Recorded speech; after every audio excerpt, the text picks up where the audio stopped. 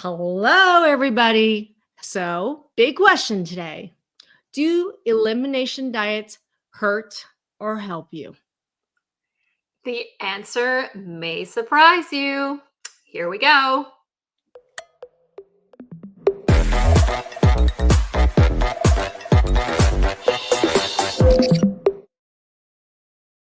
Hey, everybody. I'm Maggie, UMD, and I am a holistic and functional medicine physician and the creator and founder of My Food Mapping Masterclass. Today, we are starting our week of our road to food freedom during this holiday week. And with me today is Hello, everyone. It's Kathy Ryan, registered holistic nutritionist, and been working with Dr. Maggie for several years now, since 2019, pre-pandemic, if you can believe it. And I work with Dr. Maggie and her clients in the food mapping program and in the other transform programs as well. So it's good to be with you today. So, all right, everybody. When I know people are just starting to hop on, if you are looking forward to we're going to be busting 5 myths today on about elimination diets. And the big question today is: do elimination diets actually help or do they hurt you? Anybody that's watching today right now in chat, let me know if you have done an elimination diet, tried an elimination diet. Which elimination diet was that? And then what was the result? Did it help or did it hurt you? Or are you asking the question, what are even elimination diets, which we're going to break into? Now, the other rule is this: we like to play full out. I don't want to talk at you. Neither does Kathy. We want to talk with you. So blow us up in chat, meaning hit me up with your comments, with your questions, because the more comments and questions you have, the longer I'm going to want to stick around. We're going to want to stick around and play full out with you. All right, everybody. So first thing that we're going to do is we're going to get started is the question is going to be, why do people go on elimination diets? Why do people go on diets that eliminate large swaths of food? And Kathy? Oh my goodness, there's so many reasons. I mean, one of the main reasons is actually a health provider has told them to do this. We see this all the time, whether it's a medical doctor or like a functional nutritionist like myself. There are many people that we meet on a daily basis that are on elimination diets when they join the program because they're told, hey, do this elimination diet and it's going to help you. Well, that's actually really common because, I mean, we talk to about 100 to 150 people per week. And I would say at least 20 to 30% of them who come and talk to us have said one of their medical providers have actually told them to go on this elimination diet or that. Or they have researched it on Google based on their health condition, right? One of the example, somebody would say, I'm having a lot of allergies. And I was told by my naturopath to go on a low histamine diet. And that being said, without any guidance, without any data, they're just being told, hey, you're going to go on a low histamine diet. And people get really lost and confused. But that is one of the reasons why, is that they frequently are being told by a medical provider or based on their research, you have this symptom or this condition, go on an elimination diet. The other thing, though, is why do people resort to elimination diet? Frequently, we're dealing with diagnoses or symptoms that regular conventional medicine or even functional medicine doesn't treat well. So if there isn't a quick medicine, quick procedure, or quick referral that's going to solve that problem, then many people, me included, would be like, well, is it food? Is there something that I can do within my realm of control? And food frequently is one of the answers that people will go run to and do some research on or ask questions about. So difficult diagnoses that are difficult to treat in the medical realm or even the functional medical realm includes things like autoimmune disease, whether it's, thyroid, autoimmune thyroid, like Hashimoto's or Graves, ulcerative colitis or Crohn's, rheumatoid arthritis, Sjogren's, lupus.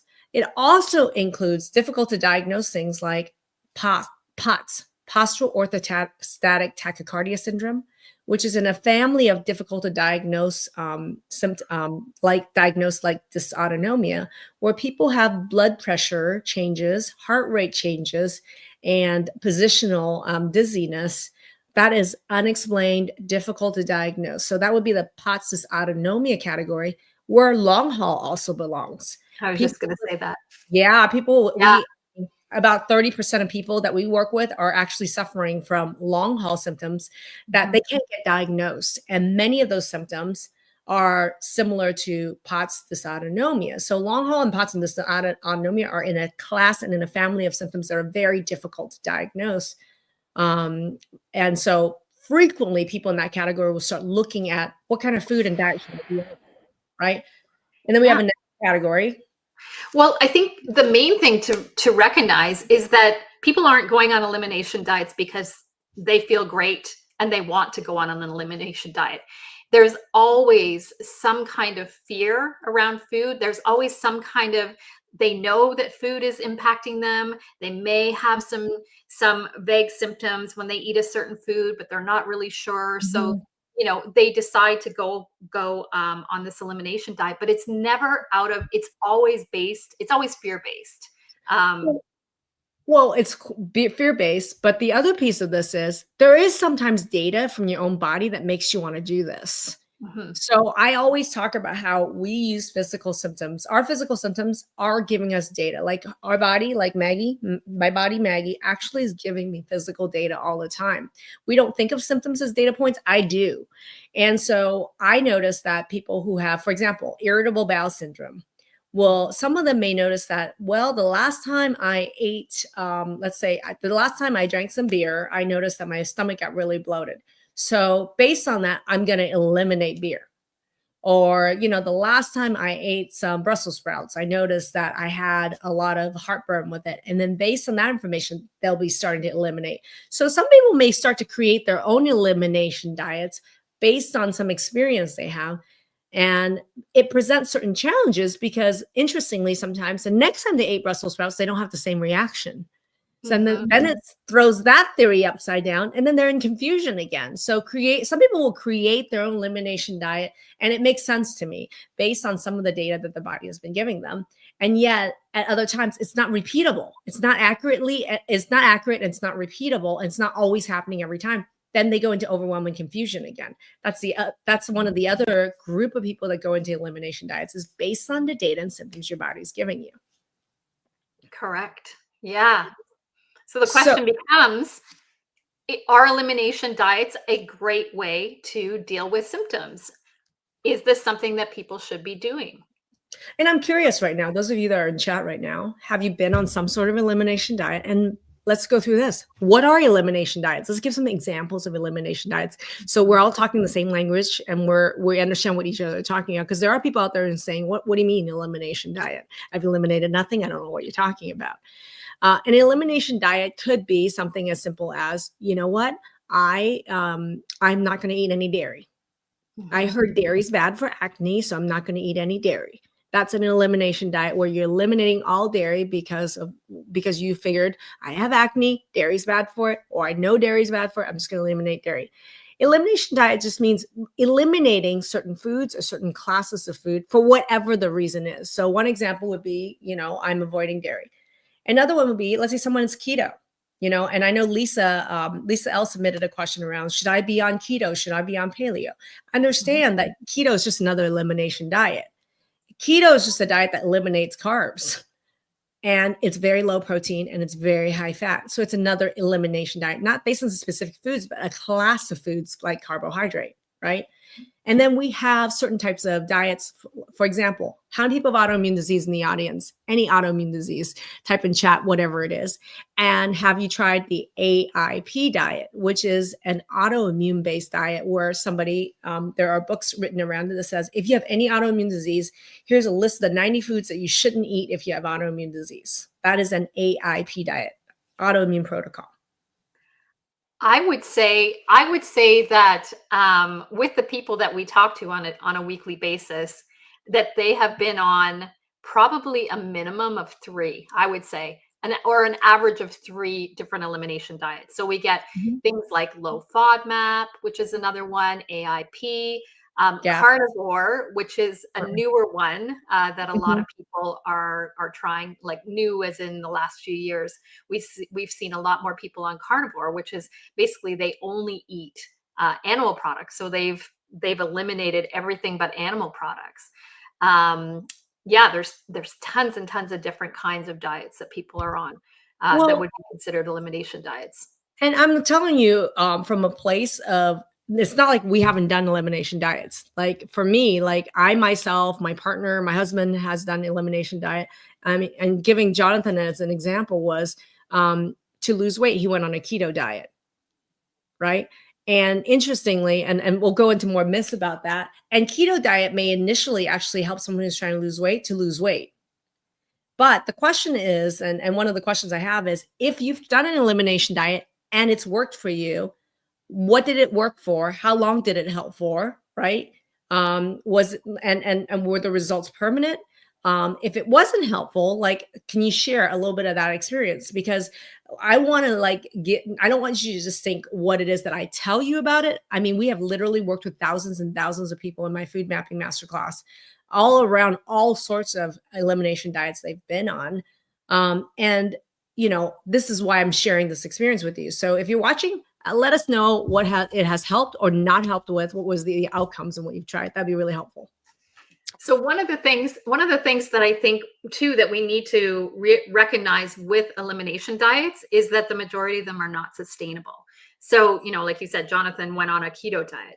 And was that something that he could sustain long term? Most people can't, right? Because there's not just health implications of going on an elimination diet. There's also emotional implications, social implications. There's all these different factors that I don't think everybody recognizes when they start an elimination diet, Yeah. that they very quickly do recognize over time, because they can be isolating. They can be isolating. They can be, Well, and this is where the food trauma, part of the food trauma issue that we talk about all the time comes in. I would love to use John as an example here. These are real life examples, right?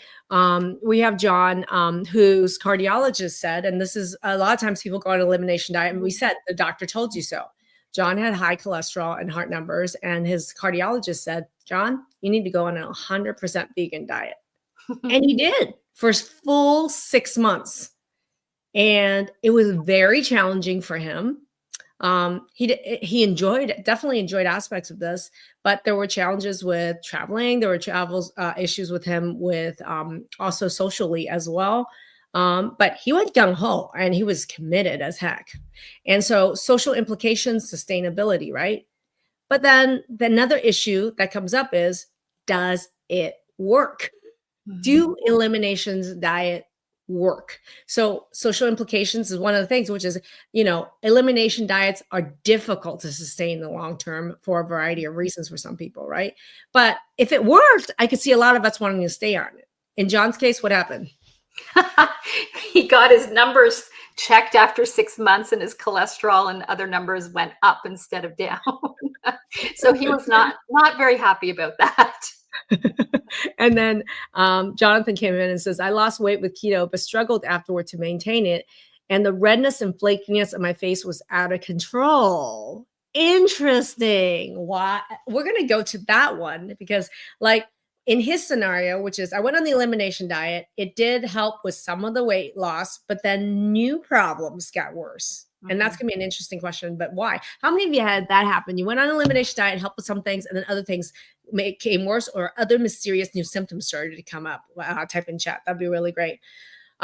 So yeah, in John's case, and we've seen this many times, was with all good intention, recommended by the medical doctor, you go full hog into an elimination diet for 6 months, not 6 weeks, 6 months he did.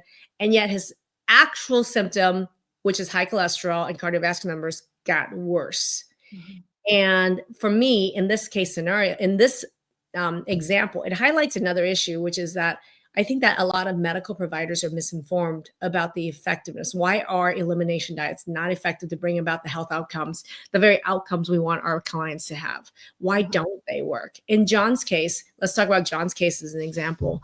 Mhm. Why didn't going on a vegan diet help with his cholesterol and cardiovascular numbers? And I'm going to put this in the medical training background before Kathy jumps in, which is this.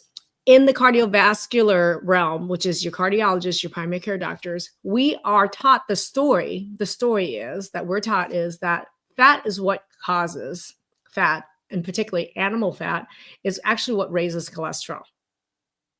And I'm here to actually let you know that scientifically, That's not necessarily true.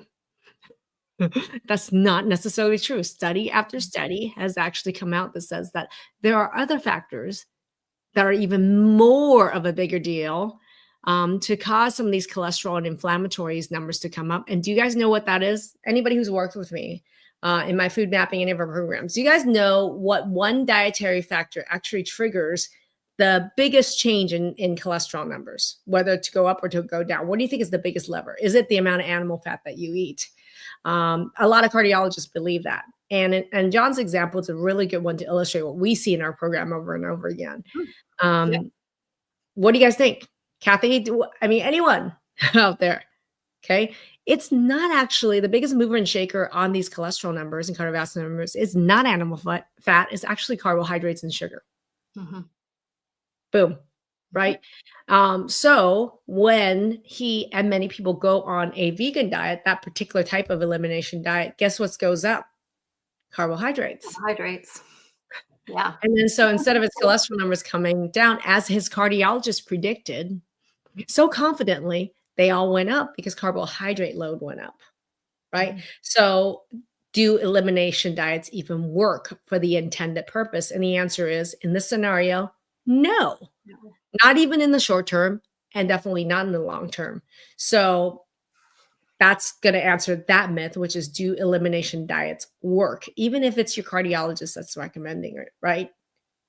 So Dr. Maggie, maybe we could go over, seeing as we let the cat out of the bag and we let everybody know that no, elimination diets don't work. Why don't we go through 5 reasons why elimination diets don't work? Okay, let's go through. Number one is, The first one is that elimination diets are generalized for everybody and personalized to nobody. I want you guys to write that down, please. Take notes, write that down right now. Elimination diets are generalized for everybody and personalized for nobody. Meaning, it's like to me reading a horoscope. Horoscope or horoscope, which means that, but which is that, do you think everybody with high cholesterol should be on the exact same diet? Do you think everybody with Crohn's should be on the exact same diet? Do you think that works for everyone? Do you think everyone born on December 18th should have the exact same horoscope today?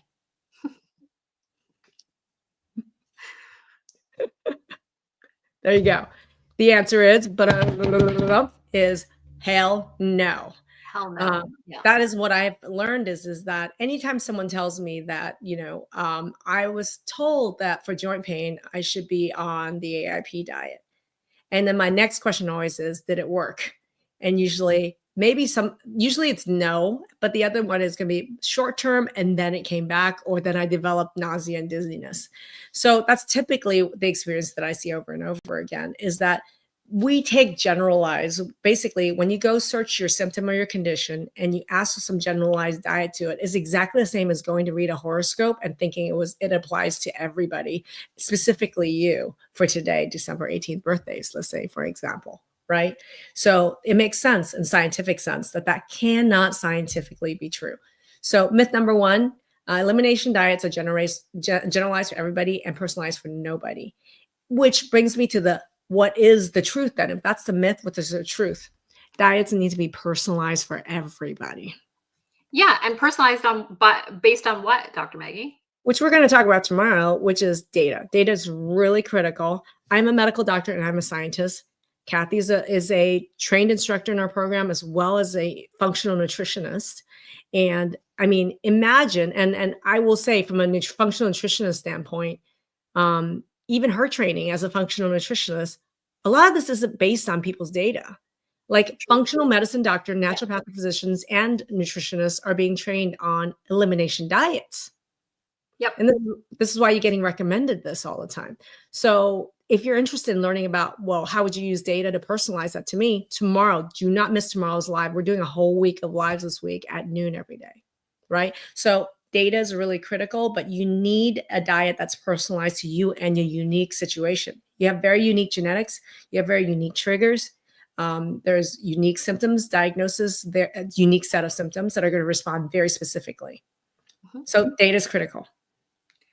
Are you ready for the next one? Number two, what do you guys think? It's a myth. I would love for you guys to write down what is a belief that you have around elimination diet. I may not limit it to just the top 5 that we have. If you believe something about elimination diet, or you've heard your doctor or somebody say that, type it in chat because I'm ready to bust. I can bust myths all day. Come at me. I can bust them all day. All right, number 2. All right. So the second one is elimination diets create unnecessary and increasing restrictions.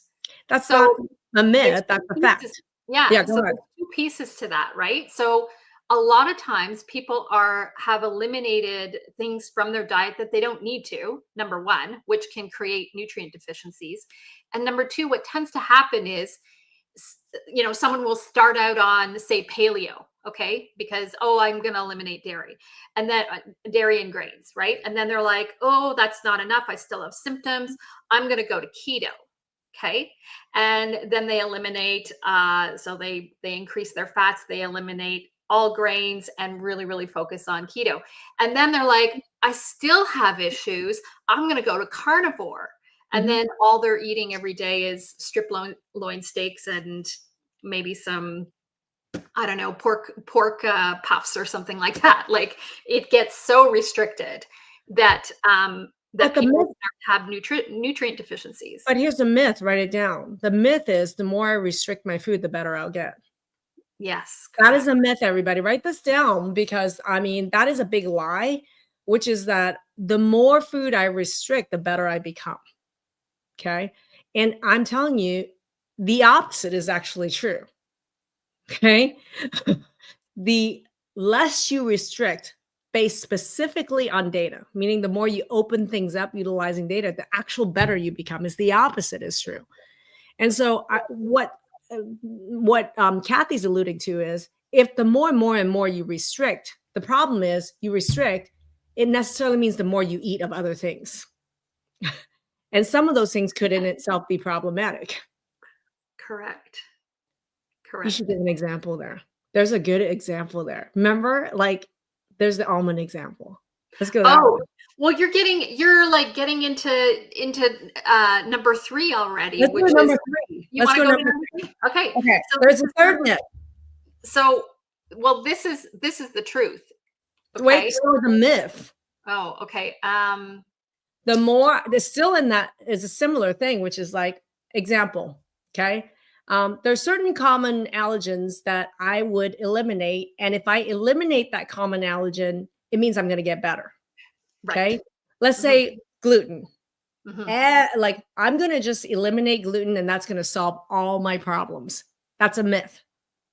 Okay. Because that's not true for everybody. Yeah. Some people eliminate gluten and they stay the same or get worse. Why? Why is this a myth? You ready for it? Okay, everybody, because it's true. Like, most people, if you're thinking you eliminate gluten, that's a good thing, right? But why did I get worse? So, this happens all the time. Like, I cannot tell you, probably every single Every week, week, every week. every week, anybody that I'm going to talk to at least one person who is like, oh my gosh, this makes so much sense. They go gluten free. And so what they do is they eliminate an allergen and they inadvertently add copious amounts of another allergen. So a really common one we see is people will go gluten free or dairy free, and then they start eating copious amounts of almond. Okay, so they'll have almond milk, they'll use almond flour in their baking because they're gluten dairy free now. And what happens? We take a look at their data and we find out that they actually have a really bad intolerance to almonds. Well, you should actually, I mean, did you want to use Jessica's example here? I mean, like, it literally is one of those things where, you think it's a good thing. I have an autoimmune disease. I'm going to eliminate gluten. Not that I'm telling you not to do that. I think that gluten is a very Yeah, big trigger of autoimmune disease. But the problem is without any data, you got to eat more of something else. And yeah, what is like you said, what is the most yeah. common substitute for flour? Wheat flour is almond flour. Mhm. Yep. What's And the this is most exactly common? what happened. This is What's exactly what happened with Jessica, but it happened with Jessica, it happened with Sharon, and it mhm, happened with Susan. Like, right? that's just in the last few weeks that I Yeah. can think of. Right. And so Jessica specifically, she had eliminated gluten and dairy on her own, thinking that Mhm. that was going to help her. Right. She has rheumatoid arthritis, Yep. and she thought that that would help her symptoms. And she did this on her own, 4 or 5 years ago. She eliminated gluten and dairy, and then Mhm. she did copious amounts of almond. And she was like, this doesn't work. Clearly, gluten and dairy are not my problem, right? Clearly, gluten and dairy are not my problem because she didn't get better. So she went back on the gluten and dairy and was like, clearly, it's not that. That's not the solution for my problem, right? And Mhm. then when we got a hold of her and we Yeah. actually looked at her data and found out that almond was the issue, suddenly all these light bulbs went off. And she's like, no wonder when I went gluten and dairy free, I didn't get better. I actually got worse. Well, and how many times does this happen where someone wanted gluten free, and then when we were reviewing the data, it turned out, let's say it was almond or cashew or something, and then they started and before they even review the results with us, because they're learning exactly how to deal with this, they already eliminated the almond, and they're already like a week later, they're on the call with us, working with us, and they're like, my pot symptoms have already left. Yes. Yeah. Yeah. Yeah. We I don't even know get to like the middle of the gluten the whole program. time, but it Yeah. was gluten and almond. Mhm. Right? So Yeah. that's the other thing is it's and not necessarily or in this scenario. And for some people it's an or. Like it wasn't gluten, but it was just almond or something. But many people it was the gluten was on the right track, partially on the right track, but they didn't realize also the almond, and then they were doing that. I mean, we had somebody else that it turned out it was almond, banana, and kale. And guess what of a smoothie she made every single morning was? Yeah. That was Fiona. Yeah. Every single day, she was having a smoothie with almond milk, banana, and kale in it. Boom. And those were 3 of the things that came up, for her as a problem. Right. And once she switched her breakfast, she saw, and people talk about this like miracle results, right? Right. They feel like their turnaround is miraculous. It's not a miracle. It's just data. It's just personalized data. Right. And that's where the other thing is number 4 is certain so eating health, the myth is this. Mhm. Eating healthy food, and I don't know how many times this has happened when we talked to somebody and they said, "Oh, I don't think I need food mapping. I don't have any right now gut symptoms or anything, and I eat really healthy. I Mhm. read all the labels and I'm organic on everything. I got this. I Yeah. got this." So, if are you one of the people that thinks I eat really healthy, my diet is great, I've got this. You got this, type it in chat because when they say that, the interesting thing is eating healthy and organic and reading all the labels and eating healthy to what you think is healthy, is that enough? Is that enough to eliminate your chronic health symptoms? Can I tell you about someone that I worked with last week? Go ahead. Juanita. So she actually was part of our food mapping group from 2 weeks ago, and Yeah. she made a lot of changes to her diet, like on her own. She went from eating, what I would say was fairly unhealthy to quite healthy. Yeah. And one of the things that she was really making sure she was doing was having a lot of salads and greens because she had actually been through our hormone masterclass program. And that's one of the things we talk about: eat lots of greens, eat lots of cruciferous vegetables, do all the things, right? And so she had actually changed her diet and really done a lot of work that way. But she still had these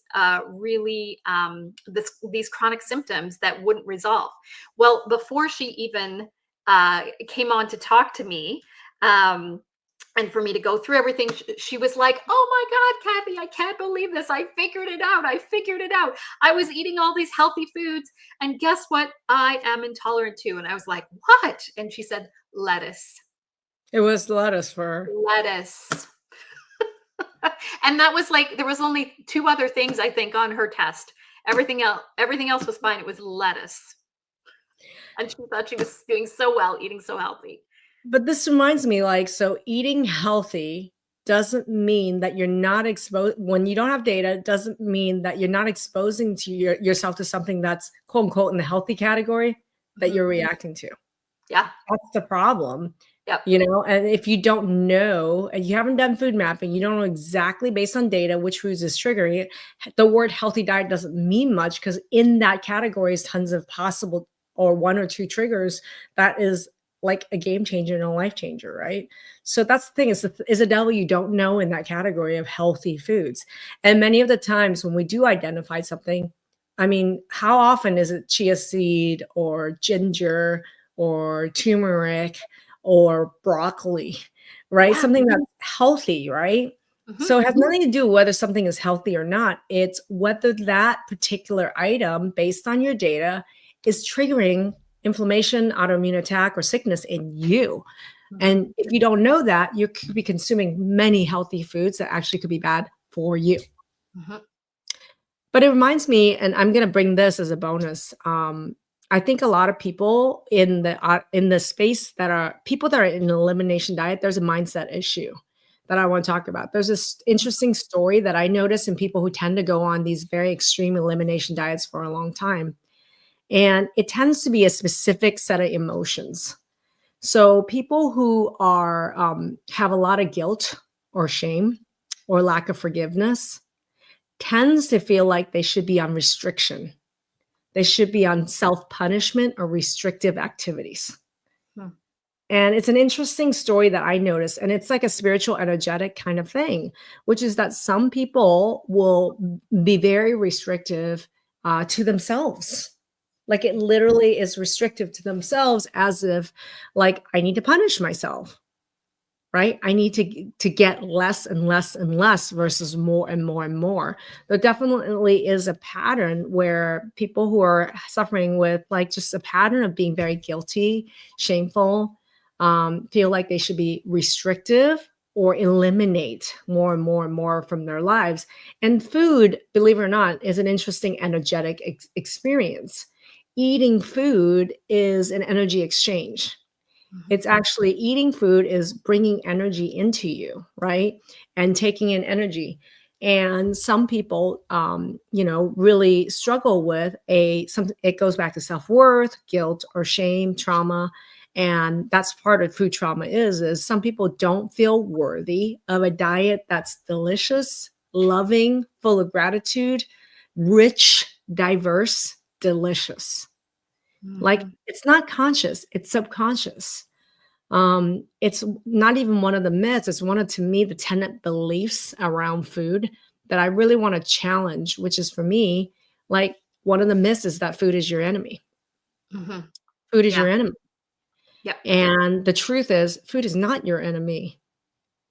Food is not your enemy. Fear, scarcity, lack, guilt, shame, trauma is the enemy. It's not food that's the enemy. But people think food equals that for them and food becomes the enemy. Hmm. So that to me is a big energetic spiritual thing to really consider is what is your energy relationship? What is your spiritual relationship with food? What is the story that you have tied to consuming, preparing and consuming food? And Hmm. that's what for me it's really important to be doing this week with you guys is I want to show you guys how I brought love, gratitude, like happiness, joy back into my life again by changing my story and my relationship with food. And Hmm. that did not happen overnight. That really had to have me challenge these myths and these stories that I and other people have around food. Natalie, yeah, it's really profound. Like this whole week to me is about how do we change our energetic and spiritual experience with food? Hmm. How do we change story of food, the experience of food? How do we uncouple that food equals trauma story that you have and many people have into the new story, which is food is love, food is gratitude, food is the most powerful healing, self care, and other people caregiving that you can actually do. That is a profound shift, and that's a myth that needs to be busted. Food is your best friend. Hmm. Food is your best friend and your best tool, most powerful tool. I love that because I think traditionally we've lost that, right? Because when you think of even religious traditions, where it's customary to give thanks for your meal at the beginning of the meal. We've gotten to the point where often that's just a rote thing that we do, right? It's Mhm. like you say grace or whatever it is. Mhm. And but there is such like you said, like an energetic exchange when you're actually grateful and you have the gratitude for the food that is Mhm. going to bless your body. Like we say that, Yeah. please bless this food to my body, right? Right. And when you actually think about what you're saying, that's the approach that we should always have with food. And I think even, this week, Thanksgiving week, where that's, the gratitude that we're showing Right. for abundance. Um, I think that's a really great angle to look at in terms of food. Yeah. Well, and the lens is, Suzanne here has a really good comment. She says, it may not be the food that's my enemy, but I feel like the chemicals in my food is my enemy. And you're right. I mean, this is true. The kind, like the way that we actually have treated food, what we've done to food, and what we've done to frankenfood, is the what humans have done to food, or what big ag or big business has done to food, or for the sake of convenience, or how we package our food. That in itself has become problematic, right? But at the same time, we have choices, Mhm, right? Over the weekend, I just shared. I'm sprouting. I'm making my own sprouts. It is so easy. mhm, And, and some people say money is my enemy, right? Well, okay, yes, buying a box of sprouts for $6 to $10 is a problem, right? And you could say not having money could be the enemy or the obstacle. But I did a video. If you guys are interested, I did a video on how I started my own organic sprouting project in my own house. And I know a lot of people already sprout, but for me, it was a new thing. But for me, it's a new thing that was for looking at food and plants as a way to love them and to love myself, right? How are we responsible stewards for the food that we consume, the food that we grow, the food we raise, right? So I started a sprouting project just as a learning experience for myself to change my energetic exchange and relationship with my food.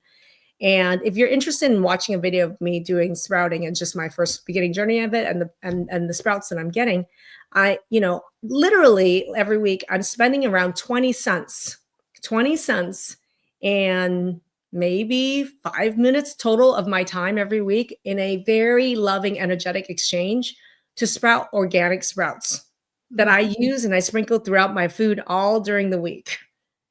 And that is a choice that I'm making because I am changing the nature of my relationship with food. How about I grow it? How about I speak to it? How about I breathe into, these plants that I'm growing? How about choosing to buy seeds for sprouting from companies that actually have the same alignment and practices that I do, organic seeds, right? Purified water that is clean water that I'm going to feed these sprouts with. And then as they grow, I'm, like, so giddy and excited. I'm, like, making little videos and pictures of them just like they're my BFFs, and then I'm, like, sprinkling them over all the dishes. This morning, I had a smoothie, and in my smoothie, I took a bunch of my sprouts, plopped them right into my smoothie, and it's like, this is how I will take my food, and I was drinking my smoothie, and I was like, "I love my smoothie, and my smoothie loves me." And there was, like, literally a cornucopia of all this good stuff that I put in it, and it was just wonderful. Mhm. Right? That is a relationship change that needs to happen, but you gotta be able to identify that it is a myth and it is a lie that food is your enemy. Food does not have to be your enemy, and when you're ready to change the relationship that you have with food, everything will change. Everything will change. I love that so much. Yeah, I 100% agree. And I've been sprouting for a while, and I love that. Um, when you make something, even if it's something small like that, like I have a big vegetable garden too, but you're right. Even taking everybody could find a mason jar and start some sprouts, right? And just even that idea of nurturing your own food, it absolutely changes your relationship with food, even if that's all you do is one mason jar um, with with some sprouts in it will change everything. Yep. Doug here must have just missed our the very beginning of our example with John on why an elimination like veganism doesn't necessarily answer, it doesn't solve a lot of chronic health problems. Sometimes it can cause other problems. So Doug, go back to the beginning of this because we actually addressed this very issue. Um, and it's going to go to myth number 5. Okay. Meaning that the myth number 5 is this: just eliminating large fast of food, just eliminating it, it's going to solve all your problems with food. And that is a big myth. And I'm going to tell you right now. And it goes with kind of with what Doug said. Just go vegan. That's going to work, right? With everything you're talking about, with energy exchange, all this stuff, just going vegan is going to solve all your problems. I'm going to give you another reason why any elimination diet, including veganism or keto diet, doesn't work. And the reason is, do you think that the only problem that you have with food is because of food itself, the allergens or the inflammatory factor behind it? Or is there more to this mystery or not a mystery? How many kinds of different reactions can we have food that an elimination diet may not address? We could name one. Kathy, what is one problem that everybody has with food that an elimination diet does not solve? Digestion, digestion, digestion, Digestion. digestion. Digestion. I don't know how many times, I don't know how many different ways to say that, but digestion. And people don't think about this, right? They don't think about the fact that maybe the food isn't the problem. Maybe it's your body, and the way that your body is processing the food is breaking down the food is the actual problem. Well, this happened. Like Doug, this brings up an interesting point. We had a client, Lily, and Lily would find that every time she ate meat, she would feel like extreme abdominal pain and diarrhea. So she was avoiding all meat, thinking that that's the answer. Mhm, But as a result, her POTS was actually getting worse. mhm, But it kind of makes sense because she's like, oh, every time I eat meat, I get diarrhea. But then for some reason, she's like, why isn't it helping my POTS? Why is my POTS getting worse? mhm. So what it turns out Lily's problem was mom had a history and her sister had a history of having their gallbladder removed. And it turns out Lily's problem was she can't digest fat. She genetically doesn't have the enzymes or the oxybile actually it takes to actually break down and digest her fat. Had nothing to do with meat Mhm. or chicken or anything. It had to do with she doesn't absorb fat. Same thing would have happened if she ate 3 avocados. Like, Yep. she literally, like, would the same thing would happen, and she just didn't realize it because it's not often she would eat 3 avocados, right? But if she ate meat, which was a concentrated amount of fat, she noticed that she had symptoms. So what I wanna tell you is this: food mapping system that I'm talking about and having data, and, I stick around because I'm gonna tell you what, a little bit about what food mapping is and the holiday bonus that we're offering for my food mapping masterclass to work with us on it. But a big piece of data that people are missing about their food reactions is they don't understand their body's giving them data on digestion. They don't realize that when you get data on food sensitivity or food allergies, it also gives you a lot of information about what's going and not going in your digestion. So it was really cool being able to, with Lily, solve in one huge swath because she had no sensitivities to meat. We knew it because we saw her data. And then the next question could happen, which we're like, well, so everybody who's in the program, we're working on this together, which is like, think about this in chat right now, even. If somebody, definitive data shows that she has no allergy reaction to beef whatsoever, but beef and pork, but every time she ate it, she reacts. And you have her data that says it's not that allergies or sensitivity, it begs the next question, which is, well, what else could it be? That's my favorite question. What else could it be? Yeah.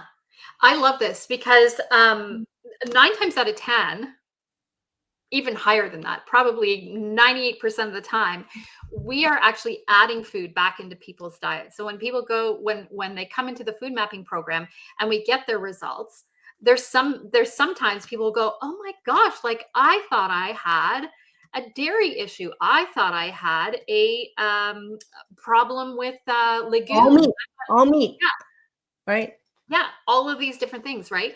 And then what, so it's not just what shows up on a food sensitivity test that is what we look at, right? If that's all we did, that's nothing. That's nothing. That's like That's this much. not nothing. That's a lot. We're going to talk about that tomorrow because accurately understanding those results is huge, right?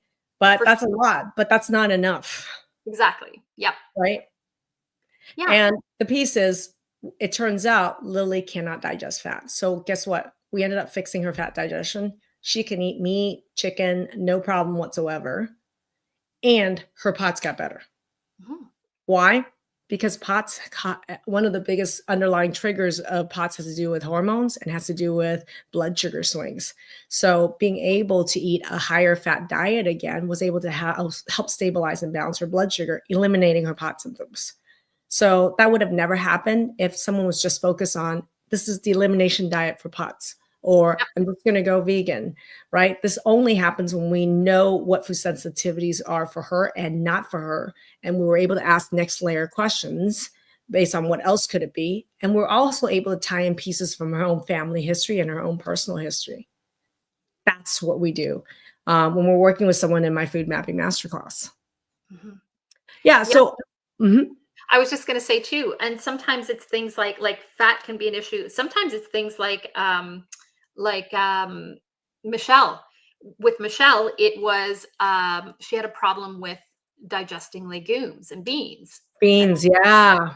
right. And she said, I get awful bloating, and like I swell up like crazy when I eat legumes, when I eat And this beans. is someone who went vegetarian, Yeah, right? And so going vegetarian was going to solve all these problems for her. But then every time she ate beans, she was like, I got bloated and it hurts. And I got diarrhea. It turns out what? yeah. Well, when we looked at her food mapping, beans and legumes were not an issue for her in terms of being an allergic response. And so what we figured out was that she was lacking an enzyme to Mhm. digest a sugar found in beans and legumes called galactose. Right. We went So, in, yes. right. This is what I say all the time. This is one of Dr. Maggie's one of Dr. Maggie's, one of my, what was it? Dogmas is this, remember, is that, like when we talk about data, what it is and what it isn't is equally as important. And sometimes having a negative result of something is even more important because we can exclude it. And that brings you closer to the truth of what it is. Because then you start asking the question of what else could it be? I love that. Right. So now let's talk about, so what does it mean? What is food mapping as a system, and what are some of the features of my food mapping masterclass that's very different than what you're experiencing out there with elimination diets, with people you've worked with, right? So and I'm going to just go ahead and highlight the fact that there is a holiday bonus to this, and for a limited time there's $300 off my food mapping masterclass, saying yes to food freedom, and that's until Cyber Monday. If I don't know if we have a QR code for them to go to the page for my food mapping masterclass, but if you're interested, we're going to put a link so you can go and look at some of the features of my food mapping masterclass. But when we're talking about my food mapping masterclass, number one is going to be really important is you are directly working with our team, our medical team, nutrition team. I'm part of the medical team. Kathy's part of the medical and nutrition team. And it's really important to have an immersion week where we're working time to work with us directly, where we're going to troubleshoot over your past medical history, family history, symptoms, your past experiences, what's happened, past supplementation intake. The other thing is it's self-paced training, meaning that what you're learning here is stuff you've never heard put together in this way. And people learn in different pace, right? And so, really importantly, when people work with us, there's self-paced learning that you can watch at your own time on your own devices, and you can go as quickly as you want through the material, or you can take your time to do it. And then number three, data. And Kathy, you alluded to data. How important is data? Extremely important. Yeah. Yeah. And for me, like, it is actually not the easy part to get the data right, because 99% of testing that you do out there for food sensitivity and food allergies are not accurate.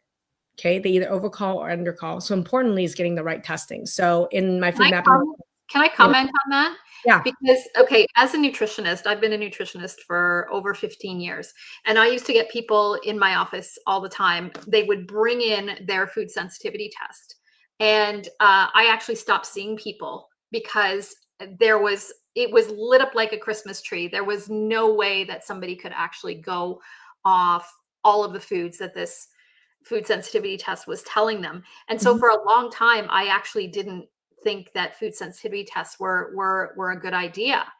And Many naturopaths and functional nutritionists say that.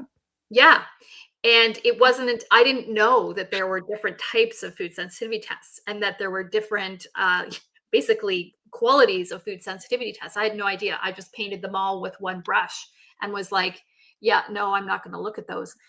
So it wasn't until I started working with you that I understood that there is a huge huge difference between what I was seeing in my office and what you actually do in food mapping and the main transform program. Yeah, somebody was in YouTube comments was talking about, do I recommend an anti-parasitic diet? Why would I do that? Right? And the answer is no, no, and hell no. What I recommend and what we do every day with thousands of individuals is my food mapping masterclass. So we talked about how it's really important to work directly to based on personalized data. So there's immersion time to work with us directly. Number two, self-paced learning. A lot of learning has to happen. And number three, there's actionable data and accurate data. Most of the data out there with the kind of testing that you get are not good. And so really having done at this point about 14,000 different testing tests on individuals, I know which test is best, but I also understand how these tests can be inaccurately understood by doctors and patients. Mhm. So we actually take great effort to make sure that people who work with us know 100% what their results are accurately so that it's clearly actionable and repeatable, right? And then most importantly, the only way to get relief from symptoms is to work in this way on two sides of this problem. You got to really look at these non-allergic related food reactions like digestive issues, right? And you got to work and some of the chemicals that are in our food. That's definitely one of those issues, right? And then the other side of this is what about the allergies and food sensitivities and accurate data from it? You Mhm. have to work both ends of the problem. If you don't work both ends of the problem, you're working with just little pieces of data or no data, you're going to be the blind leading the blind, and most people unfortunately are the blind being led by the blind. Yeah, and I think that the other thing that speaks to the food mapping program is that we see the amount of food sensitivity tests that we read in a Mm. week is about equivalent to, what most practitioners will read in a couple of months, right? Right, And so when you see that many, you see patterns, and right. there's so many patterns that you've recognized over, the 14,000 or so that you've done over the last many years, that Mhm. you recognize patterns that nobody else does, which is very, very cool because Yeah. that's just by virtue of the fact that you see so many people. Well, so for me, just so you guys know, we're doing a whole week on our road to food freedom this week, and I know today is very informational and education heavy. That's why I have my information and education heavy BFF Kathy here with me today. There's a lot of like factual information and scientific information that we wanted to get through today. I want to give you guys the schedule of a couple things. Okay. Number one, if you are interested in enrolling in my food mapping masterclass and taking advantage one time, we've never done this before, $300 off my food mapping masterclass. It ends by Monday. So what you want to do is there's a link in chat for you guys to enroll into my food mapping masterclass. Number one. Number two, if you have questions or you want to like talk to a member of our team to say, I have questions about my food mapping masterclass. I also want to talk to you about hormonal issues or other autoimmune issues or POTS. What is the best program with which I can work for you? There's a link in chat we're going to put where you can book a chat with our team. We added extra time this week in order for you to be able to talk with a member of our team so it can help you make your decision as well and to provide you resources to help you learn more if you need that. Now, schedule for the rest of this week. I did say I'm going to talk to you about how I fell back in love again and how I'm giving my love out and sharing my love with the world through food and cooking again. So let's talk about the schedule. Tomorrow, we are going to be talking about data because there were testing questions here that were blowing up in chat here. And I wanted to make sure, I think there were some questions that were starred. Yeah. So there were questions that showed up about data, like what kind of testing should I be doing? Should I do hair testing? Should I do muscle testing? Should I do any testing? Should I believe somebody? Should I levitate? There's all sorts of questions around testing. We're going to answer all of those things tomorrow at noon. Every single day this week, look for us at noon. Right now, by the way, jump over to our YouTube channel. I'm going to provide the link to where this is on YouTube. It really helps us on the algorithm. If you click subscribe, click the link, subscribe to the channel, and check notifications, because we're gonna be able to let you know every day that we're going live, what the topic is. When we're live, you're gonna get notified. So tomorrow at noon, we're going live again. That's Pacific Standard Time, and we're gonna be talking about data. Wednesday and Thursday, I'm gonna be in my kitchen.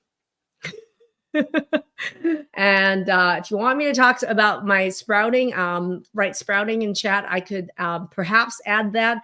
And I might then ask my husband to help me out in the kitchen. And maybe while he's helping me out, I can talk a bit about my sprouting. If you guys are interested in learning more about just one way with which, with little to no budget, you can learn to make love to your food and have it make love to you back by sprouting. Sprouting is sexy, let's just say. If you're interested in that. But I'm going to be in the kitchen the rest of the week, and I would love to invite you into my kitchen and share my love of cooking and with food with you during this week. That sounds like fun. Will you fly me out and I can be in your kitchen with you? Please? Maybe I'll put your little head. All right, everybody. That's a wrap. And remember, I do read every single comment here. So if you have comments, you have questions that you would like me to cover the rest of this week, put it in chat. We do read every comment, and we do respond to every comment. All right, everybody. That is a wrap. Any final words, Kathy, from you?